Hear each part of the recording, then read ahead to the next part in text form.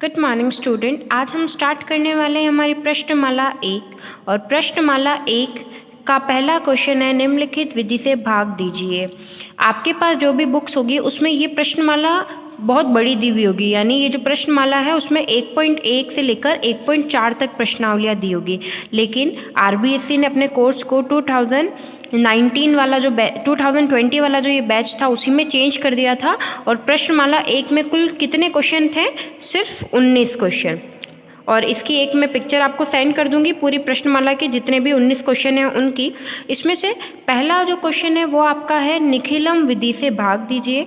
आपको प्रश्नमाला 1 में 3 तरीके से भाग देने आना चाहिए। पहला जो मेथड है वो है निखिलम विधि से भाग दीजिए, दूसरा ध्वजांक विधि से भाग दीजिए और तीसरा है सूत्र परावर्ते आधारित विधि से भाग दीजिए। और निम्न का वर्ग ज्ञात कीजिए और घनफल ज्ञात कीजिए। कुल मिला के सिर्फ 5 क्वेश्चन हैं। 5 टाइप के जो क्वेश्चन हैं वो ही राजस्थान बोर्ड ने प्रश्नमाला 1 में रखे हैं। हमारे पहला है निखिलम विधि से भाग दीजिए। उसका जो पहला क्वेश्चन है 1245 में आपको किसका भाग देना है? 97 का भाग देना है। स्टार्ट करते हैं हम। सबसे पहले इसके अंदर आपने 9th क्लास में तो पढ़ा ही होगा, आधार, उपाधार, विचलन। मैं वो सारा आपको वापस नहीं बताऊंगी, बट जैसे जैसे क्वेश्चन में आता जाएगा मैं आपको एक्सप्लेन करती जाऊंगी। जिससे सबसे पहले हमको आधार लेना है। क्या लेना है? आधार। आधार जिसका भाग देना है, हमें किसका भाग देना है? 97, उसके आधार पर ही हमें आधार लेना है। हमारा जो आधार होता है, हमारा आधार क्या हो सकता है? 10, 100, 1000, 10,000, ये आधार चलता जाता है जितना भी, ठीक है। अब हम देखते हैं 97 किसके पास में है? 10 के पास में या 100 के पास में? 100 के पास में है ना। तो जो हमारा आधार हो जाएगा इस क्वेश्चन में, हमारा आधार कितना हो जाएगा? 100, ठीक है। निखिलम विधि करो या फिर ध्वजांक विधि करो या सूत्र परावर्ती विधि से भाग दो, उसका सबसे पहला मेथड है आपको 3 कॉलम बनाने होते हैं। कितने कॉलम बनाने होते हैं? आपको 3 कॉलम बनाने होते हैं। ये मैंने बना दिए 3 कॉलम। सबसे पहले हमें हमारा आधार यहाँ लिखना होता है। पहले कॉलम में हमें नीचे की तरफ क्या लिखना होता है? हमारा आधार, ठीक है। किसका भाग देना है वो हम इधर लिखते हैं। हमारा हम नॉर्मली भाग देते हैं तो वैसे ही लिखते हैं ना। तो सबसे पहले इसमें 97 लिख दिया और हमने आधार कितना लिया? 100। अब ध्यान से सुनना, यहाँ पर 97 और यहाँ पर 100 है। 97 को 100 बनाने के लिए मुझे क्या करना होगा? 97 में किसको प्लस करना होगा? 3 को। जैसे ही मैं प्लस करूँगी तो 100 आ जाएगा। लेकिन आप एक चीज़ ध्यान रखना, कभी भी 3 को प्लस नहीं कर सकते। क्यों नहीं कर सकते? क्योंकि आधार देखा जाता है। आधार में कितने जीरो है? 2 जीरो है। तो यहाँ पर जो नीचे संख्या आनी चाहिए वो भी कितनी आनी चाहिए? 2 नंबर आने चाहिए। तो आप इसको 3 को क्या लिख सकते हो? 0 और 3 लिख सकते हो। फिर देखना आधार में कितनी, एक क्वेश्चन समझने में आपको दिक्कत आएगी लेकिन आप जब दूसरा क्वेश्चन करेंगे तो आपको प्रॉब्लम नहीं आएगी। वापस देखना, 1245 में 97 का भाग देना है। सबसे पहले हम क्या होगा? हमारा आधार देखेंगे कि हमको आधार क्या लेना है। हम आधार क्या ले सकते हैं? हम आधार 10 ले सकते हैं, 100 ले सकते हैं, 1000 ले सकते हैं, 10,000 ले सकते हैं, ठीक है। और जो हमारा आधार है जिसका हमें भाग देना है उसके आधार पर ही लिया जाता है। 97 किसके पास में? 10 के पास में या 100 या 1000? किसके पास में? 100 के पास में। तो हमारा आधार क्या हो जाएगा? 100, ठीक है। हम जब भी भाग देते हैं, कोई सी भी विधि से भाग दो, उसके कितने कॉलम बनाए जाते हैं? जैसे हम ये करते हैं तभी यहाँ एक कॉलम, यहाँ दूसरा कॉलम और ये तीसरा कॉलम होता है ना। हम नॉर्मली जो भाग देते आ रहे हैं बचपन से उसमें भी 3 कॉलम होते हैं। तो हमें यहाँ पर क्या बनाना है? 1, 2, 3। ये हमारा पहला कॉलम, ये हमारा दूसरा कॉलम और ये हो गया हमारा तीसरा कॉलम। हमें कितने कॉलम बनाने? हमें 3 कॉलम बनाने, ठीक है। सबसे पहले जो फर्स्ट कॉलम उसमें हमने नीचे की तरफ हमारा आधार लिखना है। जो हमने आधार लिया है, हमने आधार कितना लिया है? 100, हमने 100 लिख दिया। हम यहाँ भी जिसका भाग देते हैं उसको इसी कॉलम में लिखते हैं ना, तो इसका भाग दिया। यहाँ पर 97 है लेकिन यहाँ पर 100 है, मुझे इसको भी 100 बनाना है। अब देखना होगा कि यहाँ पर 3, मुझे पता है 97 में 3 प्लस करूँगी तो 100 आ जाएगा, लेकिन मैं 3 प्लस नहीं कर सकती। क्यों नहीं कर सकती? क्योंकि यहाँ पर 100 है। 100 में कितने जीरो है? 10। मान लीजिए कि कॉलम 3 है। अब ध्यान से सुना, यहाँ पर है 8, मैंने आधार कितना लिया है? 10 लिया है। 8 10 के ही पास होता है। ध्यान से सुनने की कोशिश करना, 8 10 के ही पास में होता है। अब 8 में मैं ऐसा क्या जोड़ूँ कि 10 बन जाए? तो मैं 2 ही जोड़ूंगी ना। अब मैंने यहाँ पर 2 जोड़ा और इसमें 0 3 जोड़ा। इसका सबसे बड़ा आंसर मतलब रीज़न क्या है? 100 में मतलब यहाँ पर जो आधार होगा उसमें जितने जीरो होंगे वहाँ पर दोनों तरफ कितने उतने ही नंबर होने चाहिए। यहाँ पर मैंने 10 आधार लिया, इसमें कितने जीरो? 1 जीरो। तो यहाँ पर भी ऊपर भी एक ही संख्या और यहाँ पर भी क्या है? एक ही संख्या, ठीक है। फर्स्ट कॉलम आपको आ गया। मैं इसके 3 क्वेश्चन है, उसमें से 2 आपको कराऊंगी, तो अपने आप ही आपको सब कुछ सॉल्व हो, मतलब जब मैं 2 क्वेश्चन समझाऊंगी तो आपको सब समझ में आ जाएगा। ठीक है, ये वाला कॉलम तो आपको क्लियर हो गया है कि 2 संख्या क्यों लेते हैं, जब आधार में जितने जीरो होंगे उतनी ही हम संख्या लेंगे। ठीक है, दूसरा कॉलम छोड़ो, तीसरे कॉलम पे आ जाओ। हमें जो हमने आधार लिया उसमें जितने जीरो है उतनी संख्या हमें यहाँ लिखनी है, और बाकी जो संख्या बची वो यहाँ लिखनी है। मानो कि यहाँ पर 1245 है, मान लो 1245 ना होके यहाँ पर, ठीक है, ये हो जाता, यहाँ पर हो जाता 12,455। अब इसको हम कैसे जोड़ते, आप ध्यान से सुनना, और इसमें भी भाग 97 का ही देना है। हमको पता है इधर 97 आएगा, इधर ये 100 आएगा, और ये हो गया 03। मैंने क्या किया कि जितने जीरो हैं उतनी संख्या यहाँ आएगी, बाकी जो संख्या बची वो कहाँ आएगी, यहाँ आएगी। अब 100 में कितने जीरो, 2 जीरो, यानी पीछे की 2 संख्या, यानी 55 यहाँ आएगा, और बाकी जो बची वो कहाँ आएगी, यहाँ आएगी। ठीक है, तो यहाँ भी हम ऐसा ही करेंगे। 100 में कितने जीरो है, 2 जीरो है, तो 2 ही संख्या बाद में आएगी, बाकी सब जो बची संख्या वो इधर आ जाएगी। तो पीछे की 2 संख्या कितनी है, 45, वो यहाँ आएगा, और ये हो गया हमारा 12। ठीक है, कोई दिक्कत यहाँ तक। आधार में जितने जीरो होते हैं उतनी संख्या तीसरे कॉलम में आती है, और बाकी जितनी भी संख्या बची हो कौन से कॉलम में आती है, दूसरे कॉलम में। सबसे पहले इसको हमें एज इट इज नीचे उतारना है। उतार लिया हमने। 1 को हमें इससे गुणा करना है। 1 को 0 से किया तो कितना आएगा, 0 आएगा। 1 को 3 से गुणा किया तो कितना आएगा, 3 आ गया। 2 + 0 कितने हो गए, 2 हो गए। 2 को 0 से किया तो कितने आएंगे, 0 ही आएगा। 2 को 3 से किया तो कितने आएंगे, 6 आएंगे। यहाँ पर कुछ नहीं तो डैश लगा दो। 5 + 6 कितने हो गए, 11। यहाँ 1 इधर चला जाएगा। 3 4 7, 7 और 1 क्या हो गया, 8। ये हो गया 81, और ये हो गया 12। ये हो गया हमारा भागफल, और ये हो गया हमारा शेषफल। देखना, एक और चीज़ ध्यान रखना, वैसे इस क्वेश्चन में वो चीज़ नहीं है, बट फिर भी मैं आपको एक्सप्लेन कर देती हूँ। हमारे पास शेषफल कितना आया, 81 आया। हमने जिसका भाग दिया उससे छोटा है। कई बार ऐसा होगा कि शेषफल बड़ा आ जाएगा। जस्ट एग्जाम्पल देती हूँ मैं आपको एक। यहाँ करते हैं, मान लीजिए मैंने कोई क्वेश्चन सॉल्व किया, ठीक है। भागफल आया 15, शेषफल आया 21। ध्यान से सुनना, शेषफल आया 21, और मैं भाग दे रही हूँ यहाँ पर 16 का। किसका भाग दे रही हूँ, 16 का। ये हमारा हो गया भागफल। हमारे पास शेषफल का मान कितना आ रहा है, 21। हम छोटे से भाग दे रहे, कभी हमने देखा है क्या शेषफल का मान हम जिसका भाग दे रहे हैं उससे ज़्यादा हो, कभी आता है क्या, ऐसा नहीं आता है ना। इसका मतलब ये क्वेश्चन में हमारा मिस्टेक हुई। हमें और इसको आगे कैसे सॉल्व करना होगा, देखो 16 है, 21 में 16 का भाग कितनी बार जाएगा, 1 बार जाएगा, तो भागफल 1 बढ़ जाएगा, और इसमें से क्या हो जाएगा, 1 16 माइनस हो जाएगा। ध्यान से सुनना, हमारा जो सेकंड क्वेश्चन है वो क्या है, 311 में हमें किसका भाग देना है, 8 का। अभी मैंने आपको एक एग्जांपल बताया था ना कि कुछ क्वेश्चन ऐसे आ जाते हैं जहाँ शेषफल का मान हमारे भागफल के मान से क्या आ जाता है, ज़्यादा आ जाता है। इस क्वेश्चन में वही होने वाला है, हमारे जो शेषफल का मान है वो भागफल से ज़्यादा हो जाएगा। फिर उस क्वेश्चन को हमें और आगे की ओर सॉल्व करना होगा। करते हैं हम क्वेश्चन नंबर सेकेंड। हम आधार किसके बेस पर चुनते हैं, जिसका भाग देना होता है। 8 के पास कौन आएगा, 100 तो नहीं आ सकता, क्या आएगा, 10 ही आएगा, यानी हमारा जो आधार हो जाएगा वो हो जाएगा 10। सबसे पहला काम, हमें कितने कॉलम बनाने हैं, हमें 3 कॉलम बनाने हैं, ठीक है। यहाँ पर हम लिखते हैं हमारा आधार, भाग देने वाली चीज़ यहाँ पर। 8 को 10 बनाना है तो मुझे क्या प्लस करना होगा, 2।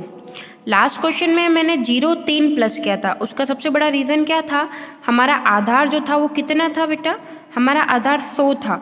इसमें कितने जीरो थे, 2 जीरो, यानी हर जगह पे कितने नंबर होने चाहिए, 2 नंबर। लेकिन 10 में हमारे पास कितना जीरो, सिर्फ सिंगल जीरो है। इसका मतलब यहाँ पर नंबर कितने होने चाहिए, 1 1, ठीक है। पिछली बार जो हमारा फर्स्ट क्वेश्चन था उसमें हमारा आधार 100 था, आधार 100 में कितने जीरो थे, 2 जीरो। तो हमारा जो तीसरा कॉलम है, उस तीसरे कॉलम में हमने कितनी संख्याएं रखी थी, 2 संख्याएं रखी थी। बाकी दूसरे कॉलम में कितनी भी संख्याएं आ सकती, लेकिन तीसरे कॉलम में हमें जितने जीरो हो आधार में उतनी संख्या रखनी होती है। देखो ये किया था ना मैंने, आधार 2 जीरो थे, आधार में 2 जीरो तो हमने 2 संख्या रखी। बाकी यहाँ पर कम फिक्स नहीं कि 2 रखो 3 रखो। मैंने ये क्वेश्चन भी करके बताया था ना, जहाँ 97 है आधार 100 का, तो यहाँ 2 रखनी है। यहाँ 3 4 5 कितनी भी संख्या है उनसे कोई फर्क नहीं पड़ता। हमारे इस क्वेश्चन में आधार में कितने जीरो, 1 जीरो है। इसका मतलब इस तीसरे कॉलम में हमारे पास कितनी संख्या होनी चाहिए, सिर्फ 1। तो 311 की सबसे लास्ट वाली संख्या कितनी है, 1 हो गई। और सेकंड हो जाएगा मेरा, सेकंड कॉलम में जो बची जितनी भी संख्या है, कितनी संख्याएं बची, 31। सीधा सा इसको हम क्या है नीचे की ओर लगाते हैं, 3 को 2 से गुणा किया तो कितना आएगा, 6 हो गया। 6 + 1 कितने हो गए, 7 हो गए। 7 को 2 से किया, 7 को 2 से करते तो कितना आता है, 14 आ जाएगा हमारे पास में। 1 और 4 कितने हो गए, 5, और ये हो गया 1। ठीक है, ये हमारा भागफल है और ये शेषफल है। हम भाग दे रहे थे 8 का और शेषफल 8 से भी ज़्यादा है, 15। तो वापस 15 में हम 8 का भाग देते हैं। देखो साइड में देते हैं हम लोग, 8 एक बार और कितना बचा, 7 बचा। मतलब भागफल क्या बढ़ेगा, 1 ज़्यादा होगा तो भागफल में हम क्या कर देंगे, 1 को प्लस कर देंगे। जब भागफल 1 बढ़ेगा तो कितना माइनस होगा, 8। तो हम यहाँ पर माइनस कर देंगे 8। 15 में से 8 गए तो हमारा शेषफल तो कितना बच जाएगा, 7 बच जाएगा। 7 + 1 8 और ये हो गया 3। ये हो गया हमारा भागफल। ठीक है, हमारा जो इसका तीसरा क्वेश्चन है वो था 1013 में हमें किसका भाग देना है, 88 का भाग देना है। हम आधार कहाँ से चुनते हैं, यहाँ से। तो जो हमारा आधार होगा वो कितना हो जाएगा, हमारा आधार हो जाएगा 100, क्योंकि 88 किसके पास में, 100 के पास में। हमारा सबसे पहला काम होता है कितने कॉलम बनाना, 3 कॉलम बनाना। ठीक है, एक और चीज़ आप नोटिस करना कि कभी भी लाइन के ऊपर लाइन नहीं खींचनी है। ठीक है, ऐसा नहीं कि फिनिशिंग अच्छी आए तो लाइन के ऊपर लाइन ड्रॉ करें, कभी भी लाइन के ऊपर लाइन ड्रॉ नहीं करनी चाहिए। कई बार ऐसा होता है लाइन के ऊपर जब हम लाइन ड्रॉ करते हैं, इतनी लाइट लाइन ड्रॉ करते हैं कि हमें दिखाई भी नहीं देता है। कई बार जैसे कोई नोटबुक चेक कर रहा है, आप इतनी लाइट लाइन ड्रॉ करेंगे तो उसको शो भी नहीं होगा कि आपने कोई लाइन ड्रॉ भी की है। इसलिए कभी भी लाइन के ऊपर लाइन ड्रॉ नहीं करनी है, स्पेशली 10th क्लास में बिल्कुल भी नहीं करनी है। ठीक है, हम आधार को कहाँ लिखते हैं, यहाँ पर लिखते हैं। ठीक है, ये हो गया हमारा 88। 88 को 100 बनाने के लिए क्या होगा, 12। देखो इसके जीरो लगाने की ज़रूरत नहीं पड़ी, 2 जीरो है तो 2 2 संख्या हो गई। आधार में 2 जीरो है तो तीसरे कॉलम में कितनी संख्याएं होगी हमारे पास में, 2 संख्याएं होगी। तीसरे कॉलम में हमारे पास कितनी संख्याएं होगी, 2 होगी। तो हमारे तीसरे कॉलम में आ गया 13। बाकी जो बची संख्या है वो हमारे पास कौन से कॉलम में हो जाएगी, दूसरे कॉलम में हो जाएगी। देखो हमने आधार लिया, आधार में कितने जीरो हैं, 2 जीरो है। तो इसकी 2 संख्या हमें लास्ट वाले कॉलम में रखनी है और बाकी जो बची संख्या है वो हमें कहाँ रखनी है, बीच में रखनी है। ठीक है, सीधा सा हम इसे नीचे उतार लेते हैं। 1 को 1 से गुणा किया तो कितना आएगा, 1 आ गया। 1 को 2 से गुणा किया तो कितना आ जाएगा, 2। देखो इसके आगे कुछ नहीं, यही है तो यहीं लिखेंगे। 0 + 1 वापस कितना आएगा, 1 आ गया। 1 को 1 से किया तो कितनी बार जाएगा, 1 बार। 1 को 2 से किया तो 2 बार। ठीक है, 1 + 2 + 1 कितने हो गए, 4। 3 + 2 कितना हो गया, 5। देखो शेषफल जिसका भाग दिया उससे कम है ना, तो ये हमारा हो जाएगा शेषफल और ये हो जाएगा हमारा भागफल। अच्छा क्वेश्चन था। इसको आपके प्रश्नमाला में जो क्वेश्चन थे वो मैंने आपको करा दिए। कुछ एक्स्ट्रा क्वेश्चन है जो मैं आपको देती हूँ, आपको वो क्वेश्चन करने हैं। ये क्वेश्चन दे रही हूँ वो आपको करना है। आपका क्वेश्चन क्या है,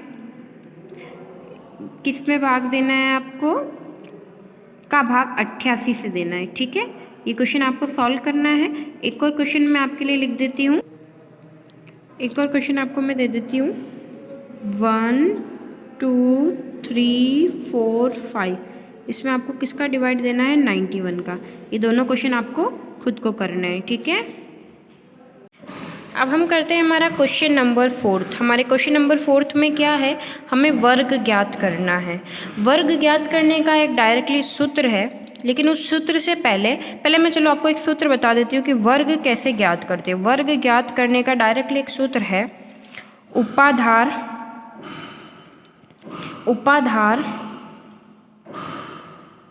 संख्या प्लस विचलन और फिर है विचलन का स्क्वायर। क्या है फिर? विचलन का स्क्वायर। अब आप बोलेंगे उपाधार क्या होता है, विचलन क्या होता है, तो अब हम देखते हैं क्वेश्चन नंबर 4 करते हैं। उसमें आपको सब पता चल जाएगा कि उपाधार क्या होता है और विचलन क्या होता है। सबसे पहले लो 103, ठीक है। अब 103 है तो हमारा आधार क्या होगा, ये किसके करीब है? 100 के करीब है, तो ये हो गया हमारा 100। अब आप इधर देखना कि जैसे यहाँ पर लिखा हुआ है 225, जस्ट एग्जाम्पल कि मेरा एक क्वेश्चन है 225, जैसे कि ये रहा, ठीक है। अब हम इसमें आधार लेंगे।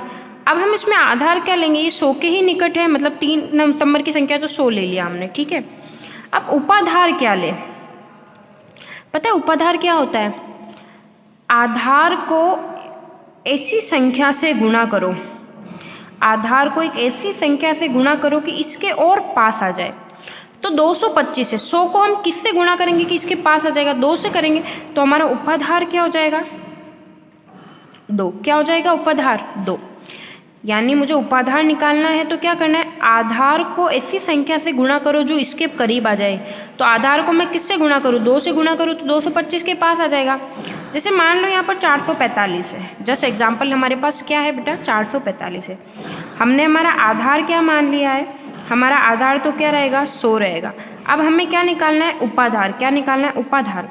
अब मैं 100 को किससे गुणा करूँ कि 445 के पास आ जाए? तो मुझे 100 को किससे गुणा करना चाहिए? 4 से करना चाहिए ना, तभी तो हमारे पास क्या आ जाएंगे, 445 आ जाएंगे। तो आधार ये हो गया। अब हमारा होगा उपाधार। क्या होगा? उपाधार। 100 को किससे गुणा करो कि 103 के पास आ जाए? किसी से नहीं, हमें किससे गुणा करना है? 1 से करना है। 1 × 100 103 के पास आ गया। अब देखते हैं हम विचलन। विचलन पता है कैसे निकालते हैं? संख्या जो दी होती है उसमें से माइनस करते हैं उपाधार इंटू आधार को। किसको? उपाधार इंटू आधार को। हमारे पास संख्या क्या दी हुई है, 103, ठीक है। माइनस कर देते हैं हम उपाधार। उपाधार कितना है हमारे पास? 1, और आधार कितना है? 100। तो ये हो जाएगी 103 माइनस 100, यानी विचलन का जो मान आएगा वो हमारे पास कितना आ जाएगा, 0.3। अब आप देखोगे कि मैंने यहाँ पे 0.3 ही लिखा है। आपको मैंने पिछले क्वेश्चन में बताया था ना, हम जो आधार लेते हैं उसमें जितने 0 हैं उतनी ही संख्याएं हमारे पास होनी चाहिए। तो विचलन में हो गया 0.3। हमारे पास संख्या क्या है, हमारी जो संख्या है वो कितनी, 103। सब समझ में आ गया होगा। उपाधार जो हम आधार को गुणा करके उस संख्या के पास पहुंच सकते हैं, संख्या जो हमें क्या दिया हुआ है, क्वेश्चन दिया हुआ है। और विचलन हम कैसे ज्ञात करते हैं, संख्या माइनस उपाधार इंटू आधार, ठीक है। विचलन। अब देखो हम निकालते हैं वर्ग। हमें किसका वर्ग निकालना है, 103 का वर्ग निकालना है। सूत्र के हिसाब से उपाधार, उपाधार कितना है हमारा, 1 लिख दो। संख्या, हमारी संख्या कितनी है, 103, प्लस हमारा जो विचलन है वो कितना निकाला हमने, विचलन 0.3, और यहाँ पर हो जाएगा 0.3 का स्क्वायर। आप हमेशा ध्यान रखना लास्ट वाले जो नंबर होते हैं, पहला वाला जो कॉलम है, जैसे मान लो बहुत सारे कॉलम बनेंगे, आएगा ऐसा क्वेश्चन जहाँ पर ऐसे कॉलम बनेंगे मानो, तो जैसे आपने आधार 100 लिया तो इस कॉलम में भी 2 संख्या, इस कॉलम में भी 2 संख्या और इसमें भी 2 संख्या, बाकी इसमें कितनी भी संख्या हो चलेगी, ठीक है। मैं आपको बताऊंगी कि संख्याओं को आगे कैसे लेके आते हैं। ये हो गया 103 प्लस 0.6 कितना हो जाएगा, 0.3 क्या हो जाएगा, 106 हो जाएगा। 0.3 का स्क्वायर कितना होगा, 0.9। मैंने कहा ना आधार में कितने 0 है, 2 0 है, ठीक है। आधार में 2 0 है तो यहाँ पर कितने 0 होने चाहिए, 2 होने ही चाहिए। 106 को 1 से किया तो क्या आएगा, 106, और ये हो गया 0.9। अब हो जाएगा 106 और 0.9, यानी 103 का जो स्क्वायर है वो कितना प्राप्त होगा हमको, 106 और 0.9, ये प्राप्त हो जाएगा हमें स्क्वायर। हमारा जो तीसरा क्वेश्चन था वो था 95, तीसरा जो क्वेश्चन था वो शायद था 204, और जो हमारा चौथा क्वेश्चन था वो था 225, ठीक है। पहला क्वेश्चन मैंने आपको कर दिया, दूसरा और जो ये तीसरा क्वेश्चन है वो आप खुद करेंगे। अब मैं आपको कौन सा क्वेश्चन करके बता रही हूँ, चौथा वाला, ठीक है। ये हमारा फोर्थ क्वेश्चन क्या है, 225 आधार। 225 किसके पास होगा, 1000 के पास होगा या 100 के पास, 100 के पास होगा ना, 100। उपाधार क्या होता है बेटा, मैंने आपको बताया था ना, आधार को ऐसी संख्या से गुणा करके इसके पर करीब लेके आ जाओ। 100 को किससे गुणा करूँगी, 225 के पास आ जाए, 2 से करूँगी मैं, ठीक है। अब निकालते हैं हम हमारा विचलन, क्या निकालेंगे हम, विचलन। मैंने आपको विचलन बताया था ना, कैसे निकालते हैं विचलन, संख्या करते हैं और उसमें से क्या माइनस करते हैं हम, उपाधार इंटू आधार को हम गुणा करके इसको माइनस कर देते हैं। हमारी संख्या कितनी है, 225 है हमारी संख्या, उपाधार कितना है 2 और आधार कितना है 100, तो ये हो जाएगा 225 माइनस 200, यानी हमारा जो हमें विचलन प्राप्त हुआ है, हमारा जो विचलन हमें प्राप्त हुआ है वो विचलन हमारा कितना है, 25 है। अब हमें किस में मान रखना है, सूत्र में। हमारा सूत्र क्या होता है, उपाधार संख्या प्लस विचलन और एक होता है विचलन का स्क्वायर। क्या होता है, विचलन का स्क्वायर। उपाधार, हमारे पास उपाधार कितना है 2, संख्या कितनी है हमारे पास 225 और विचलन कितना है हमारे पास में 25। विचलन का स्क्वायर यानी किसका स्क्वायर करना है हमें, 25 का स्क्वायर। ये हो गया 225 प्लस 25 कितने हो गए, 250 हो जाएंगे हमारे पास में। 25 का स्क्वायर कितने हो जाएंगे, 25 का स्क्वायर कितना होता है 625। 2 को 250 से किया तो कितने आएंगे, 500 आएगा और ये हो गया 625। देखना बात ध्यान से, आधार में कितने जीरो है, 2 जीरो। मैंने पहले वाले क्वेश्चन में भी आपको बताया था कि जैसे कॉलम होता है तो आधार में 2 जीरो, तो यहाँ पर भी 2 नंबर, यहाँ पर भी 2 नंबर और यहाँ पर चाहे जितने नंबर आप लिख सकते हैं। तो देखो इस वाले कॉलम में कितने भी नंबर आओ, पहले वाले कॉलम में, दूसरे में तो हमें कितने चाहिए, 2 ही चाहिए। अभी हम 6 को क्या ले जाएंगे, आगे की तरफ ले जाएंगे। कहाँ ले जाएंगे, 6 को हम आगे की तरफ ले जाएंगे। अब 500 में 6 को ऐड करेंगे तो क्या आ जाएगा, 506 आ जाएगा और ये हो जाएगा 25। तो हमारा क्वेश्चन क्या होगा, 506 और 25, ये हमारा किसका स्क्वायर होगा, 225 का स्क्वायर, ठीक है। इसका जो ये क्वेश्चन है 95 वाला, इसमें आप आधार कितना लोगे, 100 लोगे। मैं एक बार एक्सप्लेन कर देती हूँ आपको। सेकंड जो क्वेश्चन है वो है आपका 95, आप आधार क्या लोगे, 100 लोगे। उपाधार क्या लोगे, उपाधार 1 आएगा। विचलन क्या आएगा, सबसे बड़ी विचलन वाली बात यहाँ आएगी, देखना आप। विचलन क्या होता है, 95 में से किसको 1 × 100, तो यहाँ पर विचलन क्या होगा, 0.5 हो गया। डरने की कोई ज़रूरत नहीं है। देखो यहाँ पर विचलन रखोगे, देखो मैं इस फॉर्मूले में डायरेक्टली आपको वैल्यू पुट कर रही हूँ, ध्यान से देखना। उपाधार कितना है हमारे पास में, 1 है। संख्या कितनी है 95 है। विचलन यहाँ पर प्लस का नहीं है, किसका है, माइनस का, तो हो गया 0.5 और ये हो जाएगा माइनस का 0.5 का स्क्वायर, क्योंकि हम विचलन का स्क्वायर करते हैं। ये 1, 90 में से 5 गए तो 95 में से 5 गए तो कितने बचेंगे, 90 बचेंगे। और माइनस 0.5 का स्क्वायर क्या होता है 25, माइनस देखो माइनस का 0.5 गुणा माइनस का 0.5, माइनस माइनस प्लस 5 × 5 कितने होंगे 25। 1 को 90 से किया तो 90 और यह गया 25, तो हमारा उत्तर के आंसर क्या हो जाएगा, 90 और 25 क्या हो जाएगा, 9025। ये हो जाएगा हमारा आंसर 95 का। देखो मैंने 95 वाला भी आपको करके बता दिया। अब ये लास्ट है 204 वाला, ये भी मैं आपको सॉल्व नहीं करती हूँ, ये मैं आपको थोड़ा सा आइडिया देती हूँ। हमारा आधार क्या होगा इसमें, 100 होगा। हमारा जो उपाधार होगा वो क्या होगा बेटा, आधार से को गुणा, ऐसे नंबर से गुणा करो जहाँ से संख्या आ जाए तो 2 हो जाएगा।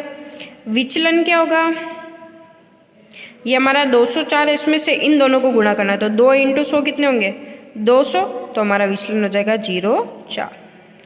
अब कुछ नहीं करना है, ये रहा उपाधार, ये रहा विचलन, ये रही संख्या, इसमें फॉर्मूले में रखा और आपका आंसर आ गया। इजी था ना ये सेकंड क्वेश्चन भी।